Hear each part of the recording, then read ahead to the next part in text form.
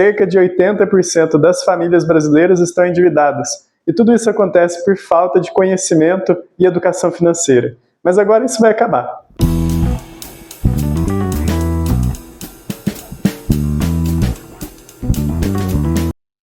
Olá pessoal, eu criei esse canal aqui no YouTube, vou postar vídeo toda quarta e sexta-feira com o objetivo de levar as pessoas de endividadas a investidor.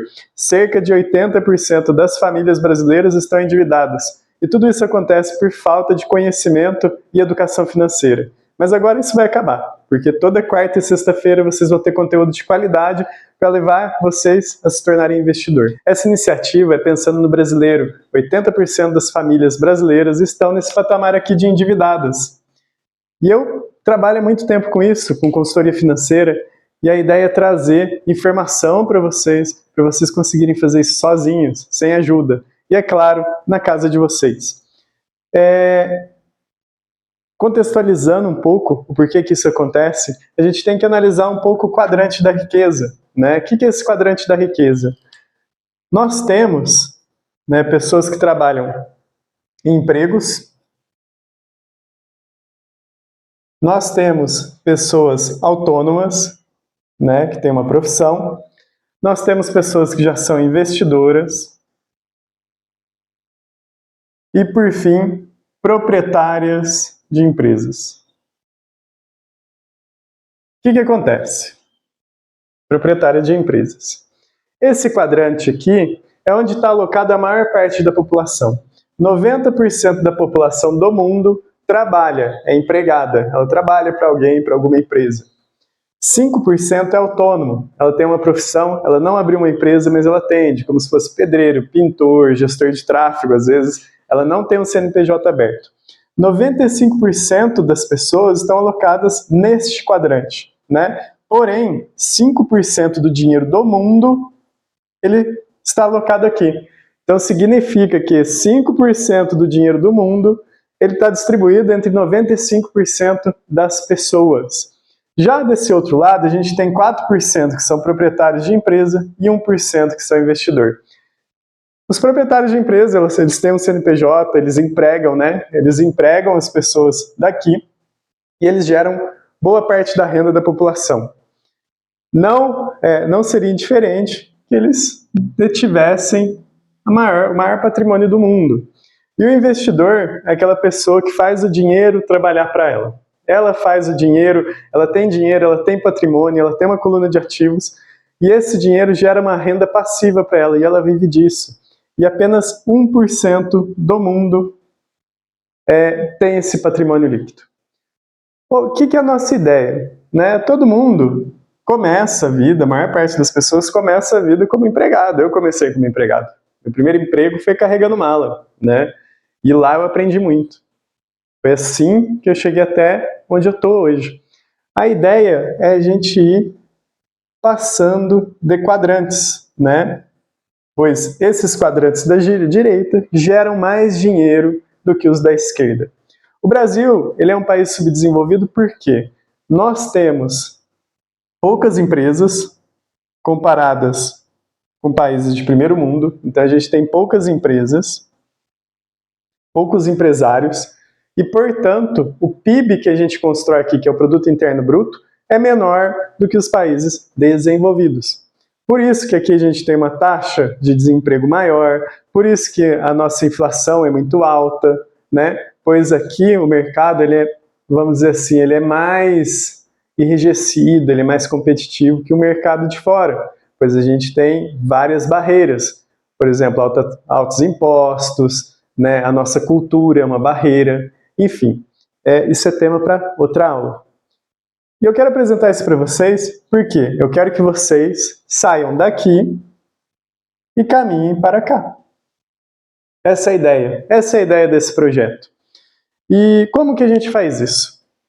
O primeiro ponto, pensando que 80% das famílias estão endividadas, isso no Brasil, isso aqui é um alerta muito grande. Significa que a maior parte das famílias não tem dinheiro para fazer um investimento em educação, um investimento em uma empresa nova, um investimento em algo que possa gerar mais renda. E que por que isso aqui acontece? Tem tudo a ver com a nossa cultura. Eu vou contar a minha história, pode ser que tenha a ver com você, né? Deixa eu apagar aqui. Vamos entender um pouco mais sobre isso. Vamos ver se faz sentido. Primeiro ponto, né, nós somos criados nós somos formados, tanto na escola quanto na faculdade, para trabalhar. Mas trabalhar para os outros. Eles não ensinam empreendedorismo nas escolas. É muito pouco, eles ensinam muito pouco. Mesmo o brasileiro sendo muito criativo. Mas enfim, então assim, isso é passado de pai para filho. O que eles nos ensinam? A gente aprende, desde pequenininho, que para crescer, a gente precisa ter uma casa própria. A segunda mentalidade que é plantada em nós é: precisamos ter um carro. Outra mentalidade que é implantada em nós: vocês precisam fazer uma faculdade.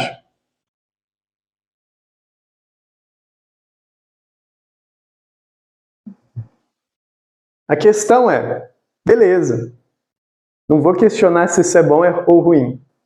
O problema é, você entra na escola, você é criança. Quando você chega aos 18 anos, tudo isso foi plantado na sua cabeça. E os seus pais, provavelmente, eles agem dessa maneira.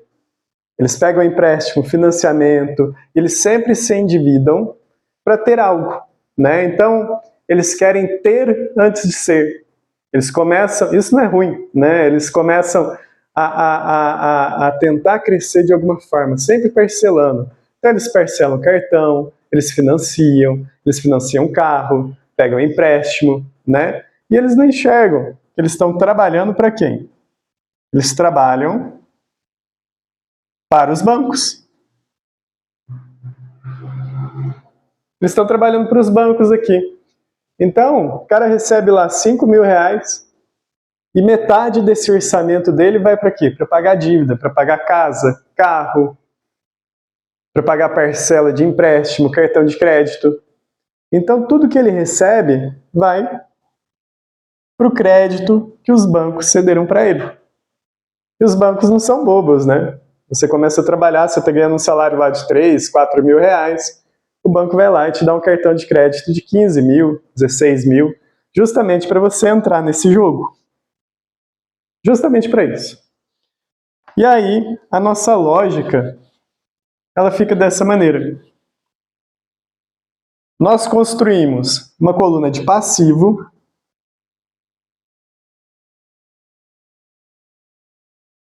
Passivo é tudo que gera um custo para você. Vamos simplificar isso.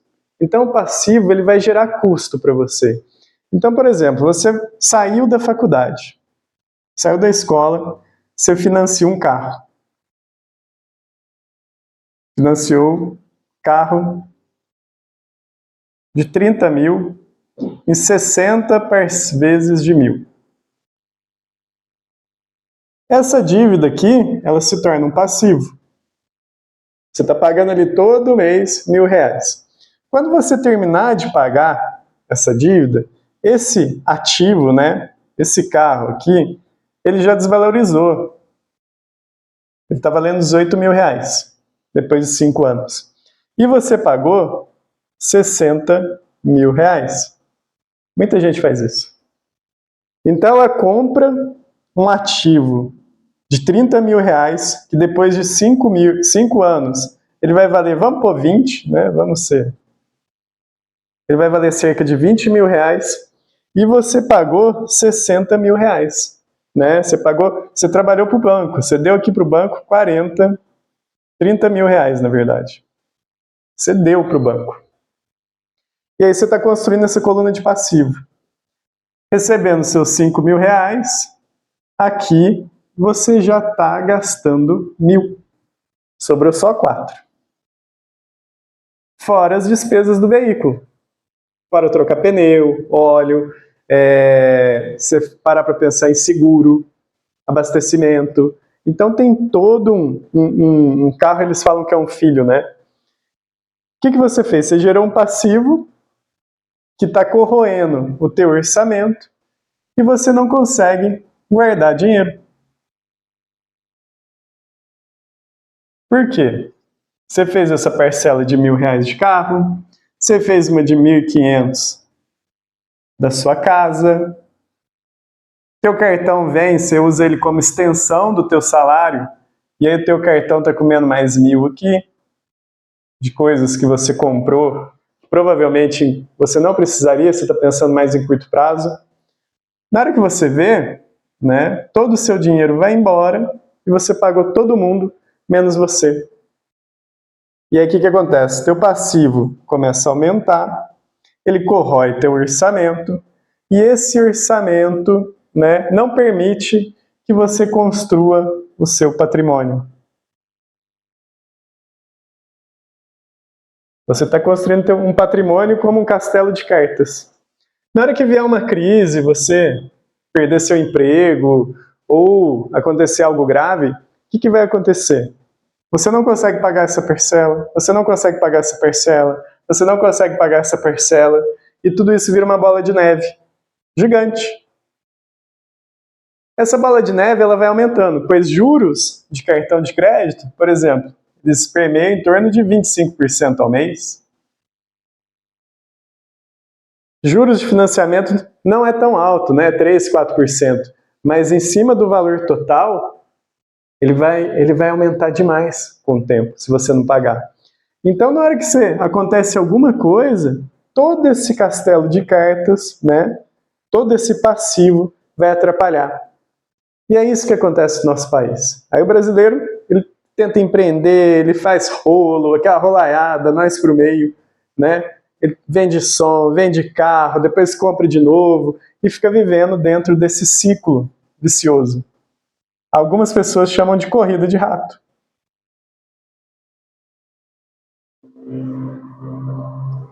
E nessa corrida estão, como a gente viu anteriormente, 95% da população mundial está vivendo isso.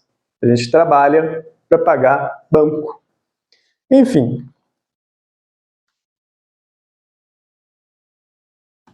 Esse problema está enraizado em nossa sociedade. Está enraizado na nossa cultura. O que seria o ideal e como que a gente muda? É claro que eu joguei o problema aqui, vocês vão falar, putz, eu estou vivendo isso. Eu já vivi isso, né? Eu já vivi isso. Quando eu saí da faculdade, eu tinha um financiamento estudantil que eu tinha que ficar pagando, eu tinha dívida de cartão de crédito, eu tinha dívida de empréstimo. E eu vivi essa bola de neve, igual muitos de vocês estão vivendo. Mas chegou um momento que eu falei, chega, eu não vou mais trabalhar para o banco. Eu não quero mais isso. Eu não quero mais isso para mim. E eu acredito que você também não queira. Então vamos pensar, qual que é a lógica ideal? Ao invés de construir nossa coluna de passivo, que vai corroer o nosso orçamento, o que a gente precisa fazer? A gente precisa inverter a lógica. A gente precisa construir uma coluna de ativos. Vamos por aqui, coluna de ativos. Essa coluna de ativos, né, é todo o dinheiro poupado, é todo investimento, é todo patrimônio que você tem que vai gerar uma renda para você, ou pelo menos não vai gerar um prejuízo, vai ficar no 0 a 0, mas ele pode tender a valorizar e você ter um ganho de capital. Então, ativo, a gente considera empresas, são ativos, imóveis podem ser ativos, imobilizado, né? Mas tudo bem. Investimentos são ativos, mas tudo que possa gerar uma renda para você. E o que é a ideia aqui? Imagina que você ganhando seus 5 mil reais inicialmente, depois de você se formar, você começa a poupar pelo menos 20% desse dinheiro. Ao invés de você comprar um carro, não. Eu não vou comprar, não vou financiar, não vou usar cartão de crédito. Todo o dinheiro que eu pegar, eu vou tirar 20% desse dinheiro e vou guardar. Então você está guardando aqui 1.000 reais por mês. Todo mês você está guardando. Fora isso, você distribui esse dinheiro. Eu vou pegar 40% para despesas necessárias, né? Aluguel, água, luz. Vou pegar 20% e vou colocar para lazer. Esse lazer também pode ser utilizado aqui se for necessário. Então, por exemplo, vou segurar um pouco o lazer porque aqui as contas subiram um pouco. Subiu a luz, subiu a água, não tem problema. Né? Separo mais 20% para investimento e separo mais 20%, né, para poupar. Poupar não é investir em poupança. Você monta essa estrutura. Aqui, você vai investir em algo que rende pelo menos a inflação, para o teu dinheiro não desvalorizar.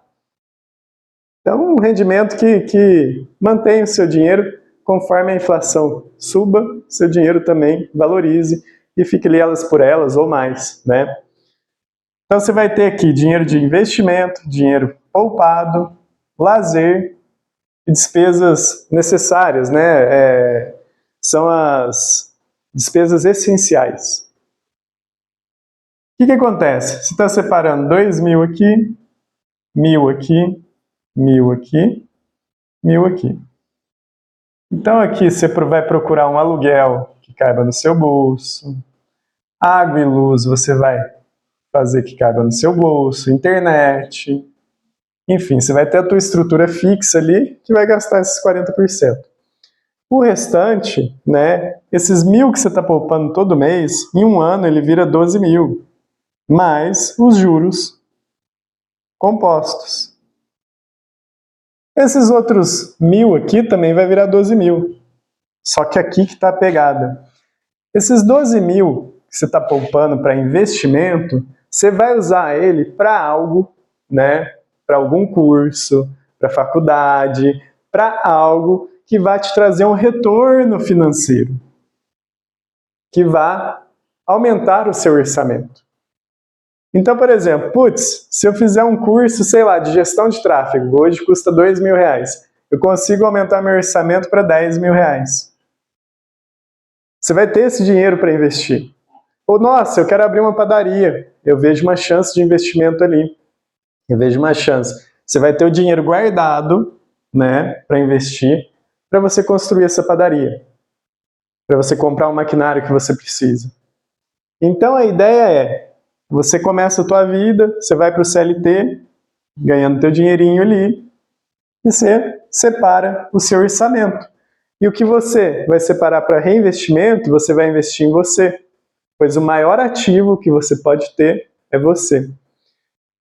Com isso, né, com certeza o teu rendimento teu orçamento vai começar a aumentar. E esses valores que você vai poupar, reinvestir, lazer, também vão aumentar. Menos esse aqui. Eu sugiro, por exemplo, aqui aumentou para 20.000 reais. Eu sugiro que você mantenha suas despesas fixas, né, pelo valor que você estava ali, de 2 a 3.000 reais. E aí você aumenta a porcentagem de poupança e reinvestimento em você. Porque isso vai te dar mais chance de aumentar o teu orçamento, o teu faturamento. E isso vira um ciclo positivo, onde você vai crescer e vai construir sua coluna de ativos. Vai construir o seu patrimônio.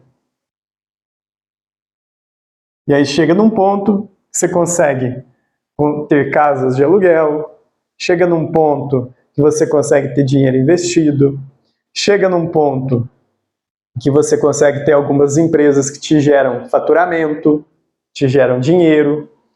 Conforme você vai construindo esse patrimônio, ele vai gerar uma renda passiva. O famoso, o dinheiro trabalhando para você.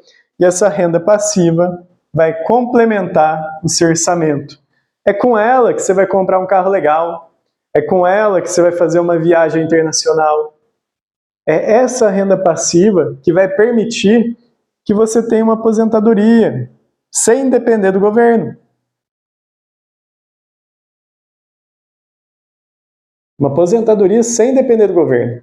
Quem é que confia que o INSS vai sobreviver até lá? Eu tenho 33 anos. Se eu for aposentar, é daqui 32, né? Então eu estou na metade do caminho. Como que eu vou confiar que em 32 anos o INSS não vai quebrar da maneira que ele funciona hoje? Não vou discutir política, não vamos falar de política aqui. Mas, conforme ele foi construído, é óbvio que uma hora ele vai quebrar. Não vai existir aposentadoria. Então a gente tem que construir esse patrimônio para não depender do governo, para não depender de ninguém. E aí se acontece uma crise, acontece algum problema, sei lá, uma das suas empresas quebram, ou você perde o emprego, você está num emprego muito bom, ganhando 20, 30 mil reais, pode acontecer o que for. Esse patrimônio vai te sustentar. Esse patrimônio vai te segurar para quê? Para você se realocar, para você ter tempo para isso. Então, o patrimônio ele vai gerar uma segurança para você. E não só para você, para sua família. Um dos maiores problemas das famílias acabarem é por falta de dinheiro. É porque a empresa quebra, o cara fica desempregado. Né? O dinheiro, a gente olha, às vezes com um olhar ruim, mas é ele que permite toda a segurança e conforto da nossa família. E por isso que a gente tem que buscar, né, aumentar o nosso patrimônio e o nosso orçamento. Eu não sei se tudo isso faz sentido para você. O jeito errado aqui, o jeito errado de lidar com isso, é você gastar. A fórmula é simples. Vamos apagar essa bagunça aqui. A fórmula é bem simples. A pior maneira de você lidar com dinheiro é gastar mais do que ganha. Simples. Isso é muito simples. E a maior parte da população não segue essa regra. 80% da população não segue essa regra. Isso acontece por causa da nossa cultura. Eu vou trazer um conteúdo aqui falando só sobre isso, para a gente mudar a nossa mentalidade. Mas o principal ensinamento que você tem aqui hoje é: construa sua coluna de ativos. Poupe. E siga essa regra dos 40, 20, 20, 20. 40 para o essencial. Anota isso. 40 para o essencial. 20 para lazer. 20%. 40%. 20%. 20% para reinvestimento, que é reinvestir em você. E mais 20% para poupar. Independente do quanto você ganha. Eu falo isso porque existem pessoas que ganham 100 mil, 200 mil, 1 milhão por mês, ou até mais, e elas estão endividadas. Isso aqui é fato. Se olhar o endividamento por classe, todas as classes têm um nível de endividamento. É claro que a classe A e B tem um nível de endividamento menor, mas boa parte da população da classe A e B também estão endividadas. Então a regra é simples, gente. 40, 20, 20. Construção de patrimônio, né, coluna de ativos, e evitar ao máximo construir passivo. O passivo você só constrói a título de investimento. Um exemplo. Pô, eu tenho minha coluna de ativo e eu não quero gastar o meu dinheiro aqui investido agora de uma vez para comprar um maquinário que pode aumentar a produção, sei lá, da minha padaria. Ela vai aumentar em 10% a eficiência da minha produção, eu vou vender mais. Eu vou aumentar 10% do meu faturamento. Quando que faz sentido fazer um empréstimo? Se achar meu empréstimo com taxa baixa, uma taxa baixa, menor que 1%, hoje em dia, para comprar esse maquinário, e aí com o próprio dinheiro que você faturar aqui a mais, você vai pagar essas parcelas. Aí faz todo sentido. Porque depois que acabar esse financiamento, esse empréstimo, vai sobrar aqui o que você está faturando a mais para você. Então ele se torna um investimento. É um empréstimo bom. O empréstimo ruim é aquele que você faz, por exemplo, porque você não está conseguindo pagar suas contas, você vai lá e faz um empréstimo. Né? Aí você faz esse empréstimo para pagar suas contas e fica devendo para o banco. Você está cavando um buraco para tapar outro. Hoje eu trouxe aqui várias dicas para vocês e toda semana eu trarei 2 vídeos, né? Sempre na quarta e na sexta-feira, com dicas, com ideias, com teorias para você sair de endividado e chegar a investidor. Se você gostou desse vídeo, segue aqui, segue o nosso canal e esse é o nosso primeiro vídeo, o que vocês estão vendo. Com o tempo eu vou refinar e eu quero que vocês comentem aqui as dificuldades que vocês têm. E através delas eu posso trazer novas estratégias para vocês se tornarem investidores e passarem por toda aquela trajetória da riqueza. Então é isso, minha gente. Siga o meu canal. Um abraço, fiquem com Deus.